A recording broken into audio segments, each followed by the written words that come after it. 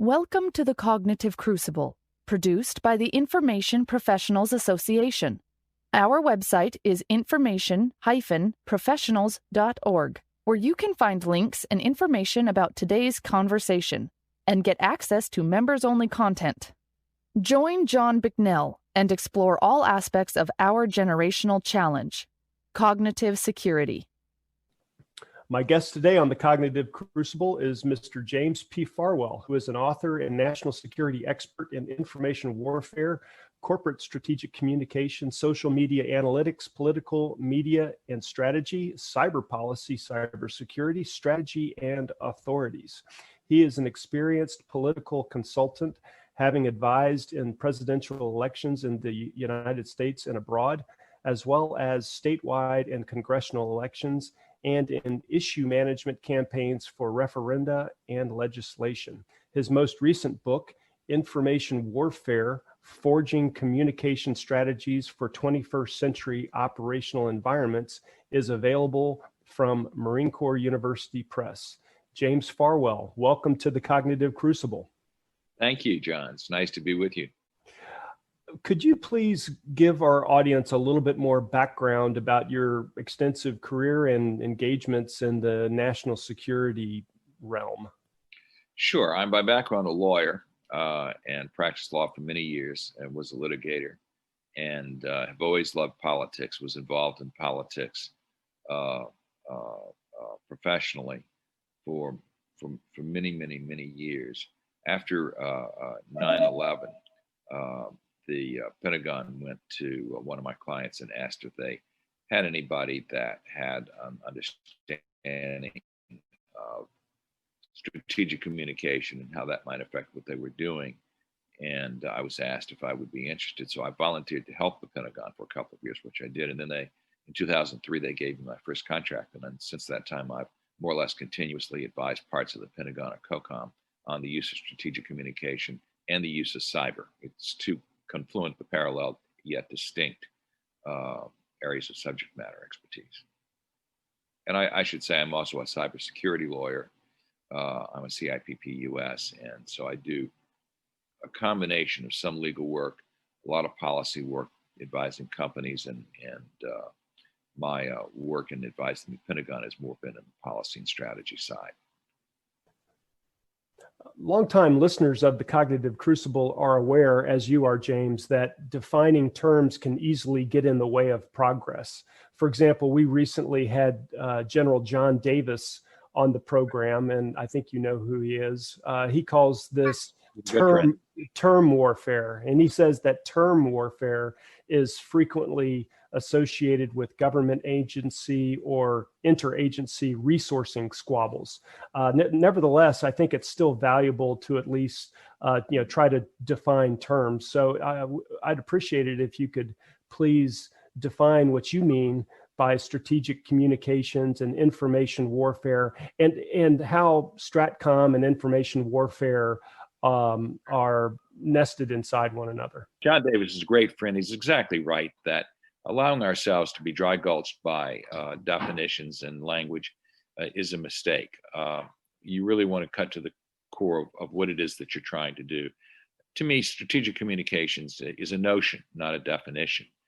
And it entails the use of words and actions, images and symbols to influence public opinions and attitudes, to shape behavior, to achieve a desired effect, or in military parlance, end state. End state's a good term because it recognizes that there never is an end state. George Shultz once said about politics that there's nothing ever settled.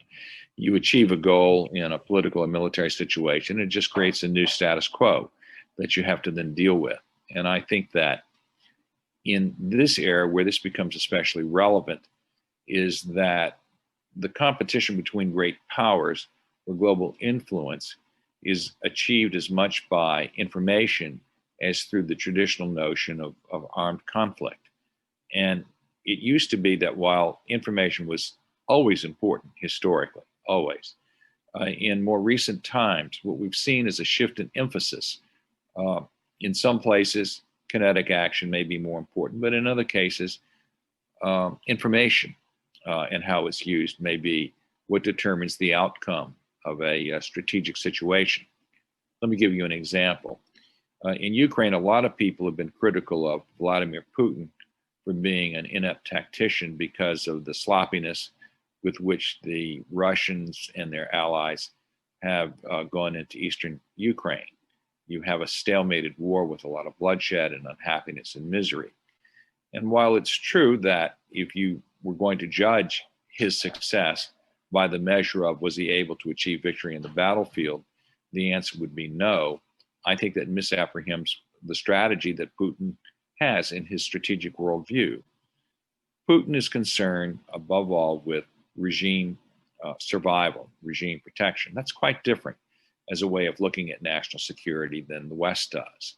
Everything he sees is through the prism of how will it affect my ability to stay in office and retain power. That's why he's been so viciously opposed to the color revolutions.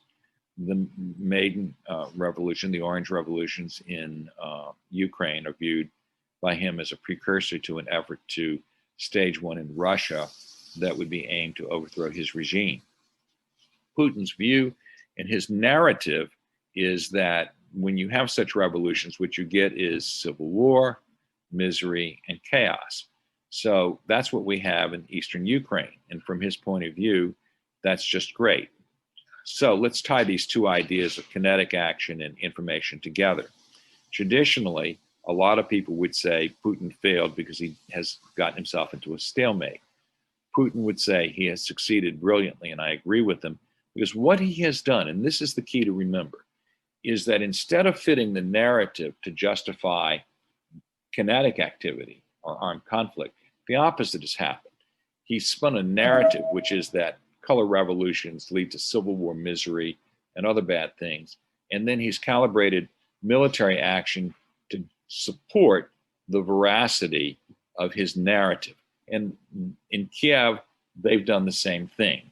So that's very different. Putin has done it again in Syria. His intervention in Syria really can be viewed more aptly as an exercise in information warfare with lots of flash and dazzle than a military incursion. When you take a close look at it, he's committed very few military assets to that action. What he has sought is political influence and to influence behavior by various people to build up Russian prestige and influence in the Middle East. Very few soldiers, very few air assets, although they talk a lot about new aircraft and tactics that they're trying out, and they talk a lot about all the important things that they've done, which is what information warfare is about. And it's all work because everybody thinks that the Russians have a big footprint in Syria, whereas they have a very small one. So those are just two examples on the Russian side of things, but they have broader implications for ways in which you have to look at things differently. That's great. Can you contrast, gave some vignettes there about Russia and how Putin operates. Can you contrast that with the other adversary that is all over the news now, China, and how their strategic communications and information warfare laydown might be different than the Russian brand? Sure. It's very different. China has a sophisticated notion of information warfare that is manifest in its notion of unrestricted warfare, written by two then colonels, later generals in the People's Liberation Army, called unrestricted warfare. And its notion, they don't call it a doctrine, of three warfares. Three warfares has three elements. Lawfare, China justifies everything it does in its construction of some legal precept that it defines, much of which is complete nonsense, but nevertheless, they're very legalistic. And legalistic because for China's strategy, they need to seize and hold the moral high ground. And one way that they do that is to cloak their actions in legality. The second is media warfare, which is taking dominance of the news reporting of everything. When years ago, you may recall under Bush 41, I forget the designation of a plane. It was a spy plane, an EC-1A or something like that, collided with a Chinese fighter and was forced down in China. Colin Powell negotiated a peaceful solution to that. the question was this a miscreant action by the United States and a noble one by China to rescue pilots, or was this an act of aggression by China? If you look at the news coverage in the West, you will find that the language that was used to characterize what happened, as well as the number of stories that carried China's narrative, vastly outnumbered those of the United States. Powell was an able man, but he didn't believe or understand the importance of articulating a narrative that advanced our point of view. And China's notion of achieving its self-interests stems back to the teachings of Sun Tzu, the 36 stratagems.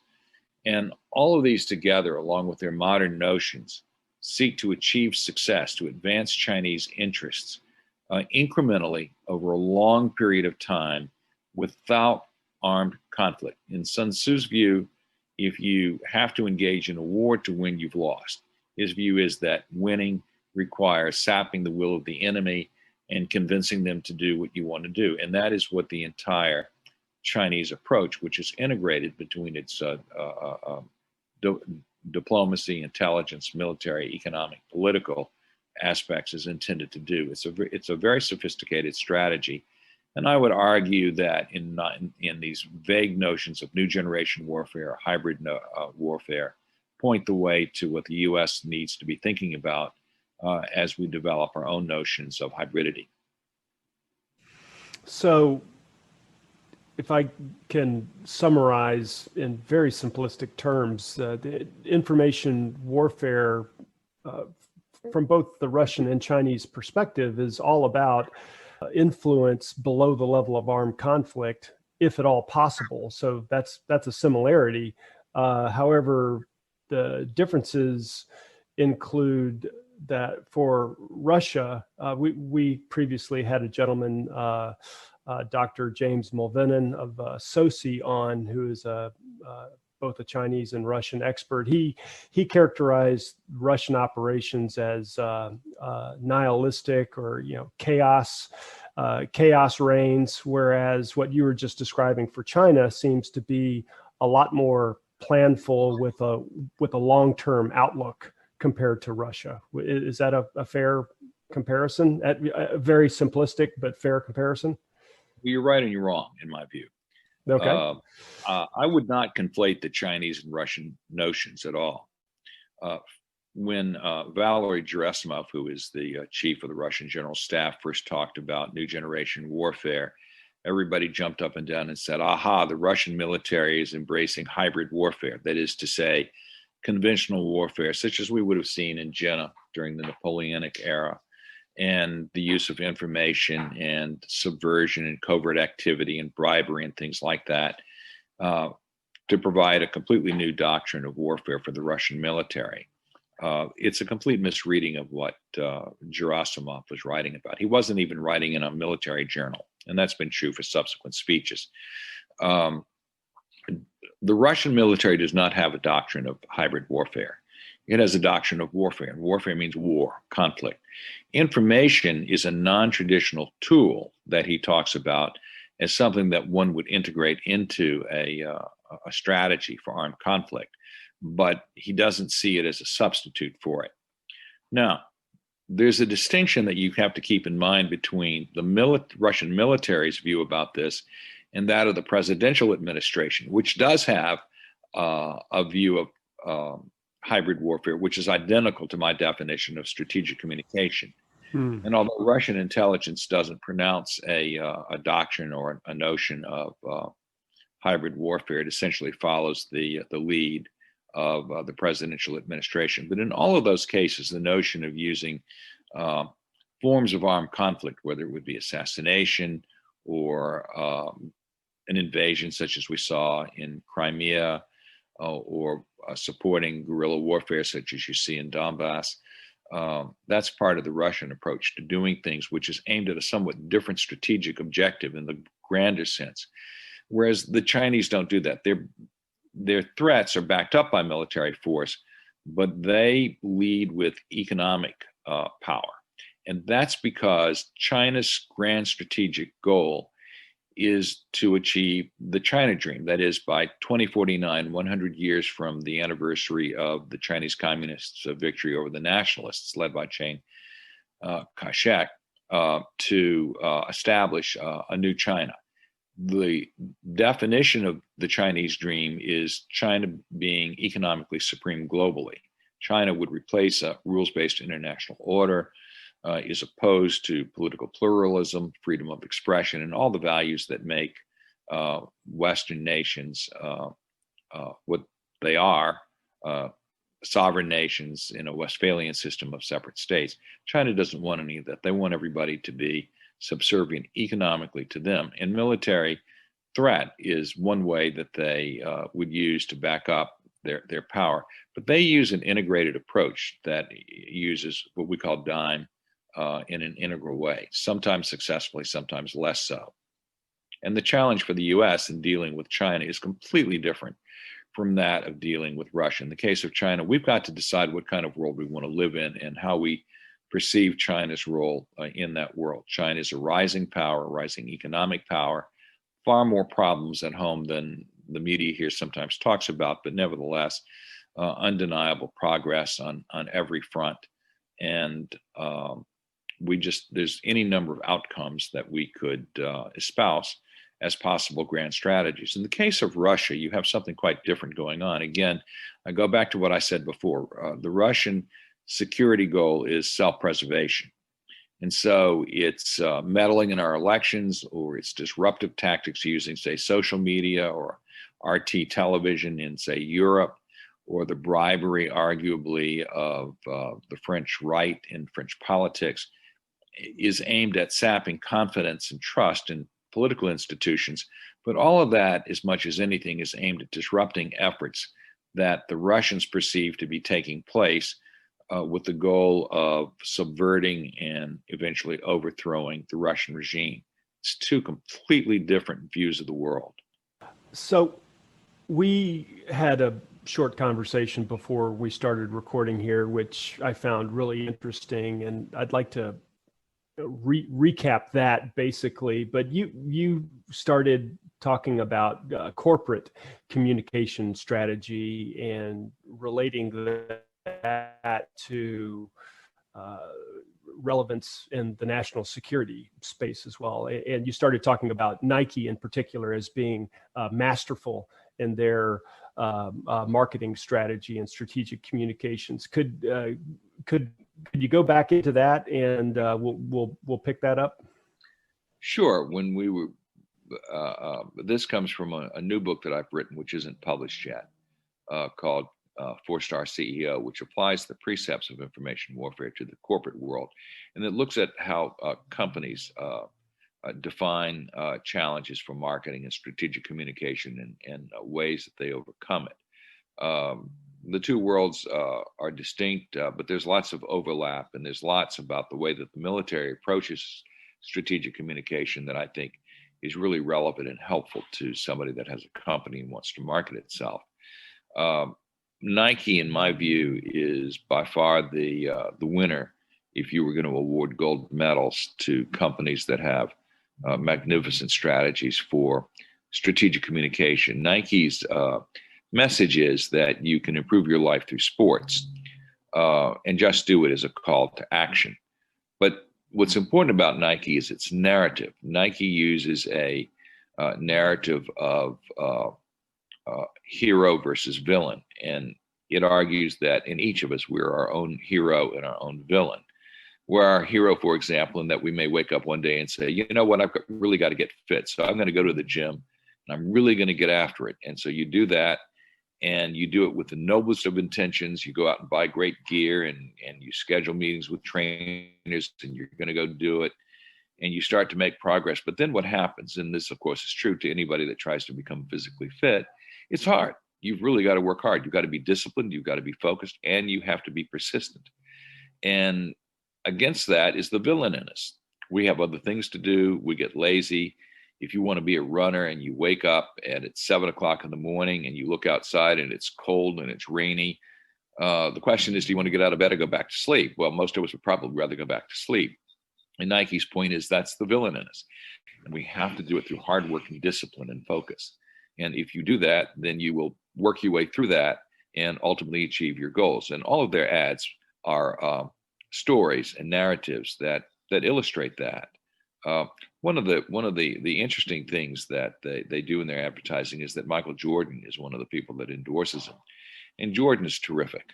Not only is he one of the great athletes that we've ever seen, but his message is a great message. He says, everybody thinks that I made it look easy. They think that I just, became a celebrity because I was so neat and so cool. And they think that I became a champion athlete because I was just so naturally gifted. He said, what they don't see is the years of work and preparation that I did and how much time I had to put into a gym and how much time I had to spend with coaches and how hard it really was even for me. And the reason I became the Michael Jordan that we see in marketing is because I put in the time, I put in the effort. It's a great message, and it's something that I think has a great relevance to politics. Churchill's message in 1941, in 1940 to the British people was really no different. Britain has faced many trials and tribulations in its history. Now perhaps it faces its greatest of all in the form of Hitler and the Nazis. This is not going to be easy. We're going to have to stick to it. We're going to have to be courageous. We're going to have to be brave and overcome our fears. But if we do that, then we will succeed and we will win. Very similar message and well used in politics. Roosevelt did the same thing in talking about the four freedoms and defining the causes under which the United States would wage its war against the Nazis. Both Churchill and Roosevelt were geniuses at strategic communication. Roosevelt, who is viewed as one of the great presidents, I view as easily one of the two greatest presidents, and I would be prepared to make the argument that in many ways he was an even better president than Lincoln, a more able president than Lincoln. He was a military genius as well as a political one. And he had to do it himself while he was in miserable health and had no help at all. Thanks for all of that. When you're describing Nike's underlying narrative, the narrative below the narrative, and describing that in heroic terms and villainous terms, I am reminded of one of my, I guess, teachers or literary heroes. This fella, and I've mentioned this before on the podcast, Joseph Campbell. He was famous as a comparative religion scholar who rose to prominence, I think, in the 1950s and 60s. But his most famous book, I believe, is The Hero with a Thousand Faces or The Hero's Journey, one or the other. But he describes this as just a core part of the human condition, and that everyone, whether they realize it or not, they are the hero of their own story, and we are all on a journey. And it sounds like Nike and perhaps others have tapped into that as part of their deliberate messaging. And so I wanted to build on that a little bit more and ask you if that concept can be laddered up from the individual perspective all the way up to the community perspective and even to the nation state and world perspective. Do you think that can build upon itself from a strategic messaging vantage? Oh, I think the two are integral. Remember that Nike strategy, like Churchill's strategy, like Roosevelt's strategy, are all value-based. They're all rooted in the values of discipline, hard work, integrity, a commitment to excellence, loyalty. In the case of the states, it would be loyalty to nation. In the case of Nike, loyalty to your own ideal of self-realization. That's ultimately what really works in strategic communication. If your foundation for what you're doing is value-based, you have a significantly better chance of working. Indeed, if you're not value-based, I think it's somewhat difficult over the long term for a strategic communication approach to really work. I mean, I think that in person, I think there's a great deal of merit to the view that people that have integrity, that work hard, that have discipline, that value excellence, that have loyalty to each other and to organizations, those are the core values that you look for in discerning whether somebody is an individual with whom you want to work, whether a cause may have an attractiveness that would inspire you to join it, whether or not ultimately you're going to fail or succeed in what you're going to do. Start with values, because that's what it's all about.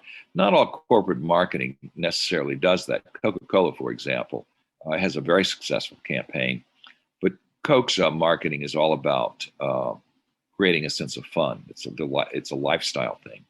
Apple, which has a brilliant approach to marketing, isn't about the same things as Nike at all. It's about the self-discovery.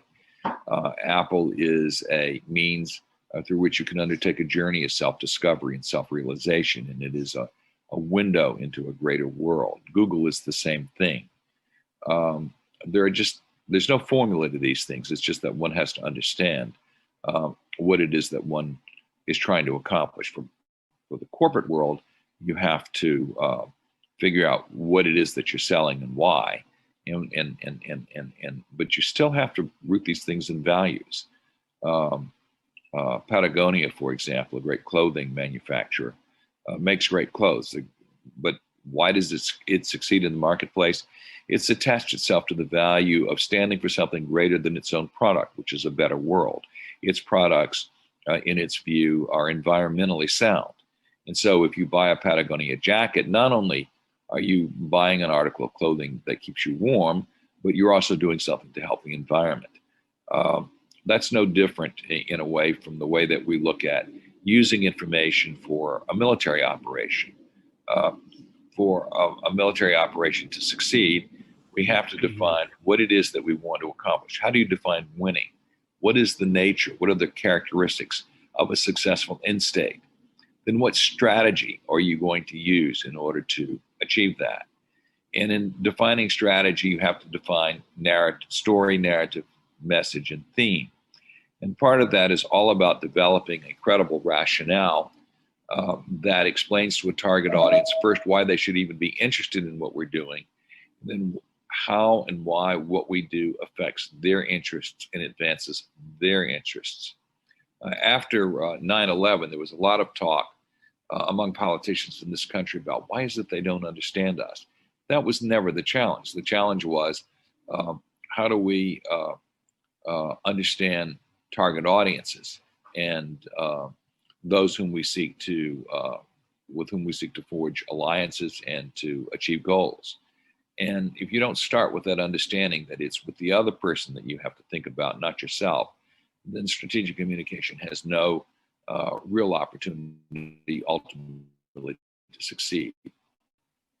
So I encourage our listeners to go and check out this new book. It's available online. It is over 100 pages, packed full of example after example, from Iraq to Afghanistan to Yemen to the Philippines. I'm looking at the table of contents right now, Somalia, on and on and on. So I recommend everybody go and check that out. So James, I'd like to conclude our conversation by asking you if you could recommend a book or two that perhaps our audience does not know about, and they can go and check it out if they would like a deeper dive into any of these topics that we've been touching on. Well, there's a number of them. I mean, Liddell's book on strategy and Fuller's book on strategy are classics that are must-reads and very interesting analyses of how military strategy has been articulated and projected over the years. Cathay Nolan wrote a book recently called The Allure of Battle, which discounts the value of leadership. And he makes a good case, although I don't particularly agree with some of it. I mean, it's a brilliant book, and I think is really worth reading. There are any number of different topical books on Russia that are worth reading. Really, almost too many to talk about. George Beebe wrote a very good one that I highly recommend, which offers a somewhat different view than the conventional view on Russia. Catherine Belson has written a very good book that takes a somewhat cynical view of Putin, called The Kremlin's Men. In the case of China, there are a number of books that have come out. The best ones are probably written by Michael Pillsbury and Jonathan Ward that talk about China's worldview and its goals that we need to be able to contend with. The list just goes on and on and on. All right. And with that, James Farwell, thank you so much for being on the Cognitive Crucible. It's been an honor. The Cognitive Crucible is the only podcast dedicated to increasing interdisciplinary collaboration between information operations practitioners, scholars, and policymakers. To find out more about the Information Professionals Association, visit us at information-professionals.org. Please support our podcast by giving us a 5-star rating and leaving a review.